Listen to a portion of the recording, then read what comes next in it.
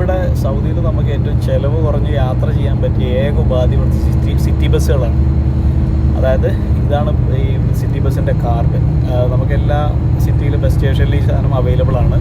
ഈ കാർഡിനാകെ ഇവിടുത്തെ 10 റിയാലേ വരുന്നുള്ളൂ. പിന്നെ നമ്മുടെ ആവശ്യാനുസരണം റീചാർജ് ചെയ്താൽ മതി. ഇത് 10 റിയാല് 20 റിയാല് അങ്ങനെയൊക്കെ റീചാർജ് ചെയ്താൽ മതി.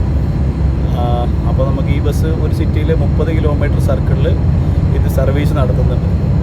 അപ്പോൾ നമ്മുടെ ഇതും എല്ലാ ഏരിയകളിലും അത് ആ സിറ്റിയുടെ അടുത്തുള്ള എല്ലാ ഏരിയകളിലും നമുക്ക് എത്തിച്ചേരാൻ പറ്റും.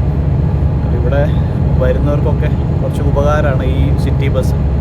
നമുക്ക് ടാക്സിയൊക്കെ അത്യാവശ്യം നല്ല ഇത് വരുന്നുണ്ട്. മിനിമം 20 റിയാൽ അങ്ങനെ കോസ്റ്റ് വരുന്നുണ്ട്.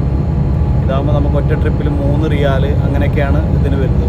അതായത് ഒരു ബസ്സിൽ നമ്മൾ ഒരു ലൊക്കേഷൻ്റെ അടുത്ത ലൊക്കേഷനിലേക്ക് പോകണമെങ്കിൽ 3 റിയാൽ മാത്രമേ ഇതിൽ നിന്ന് കട്ടാവുള്ളൂ.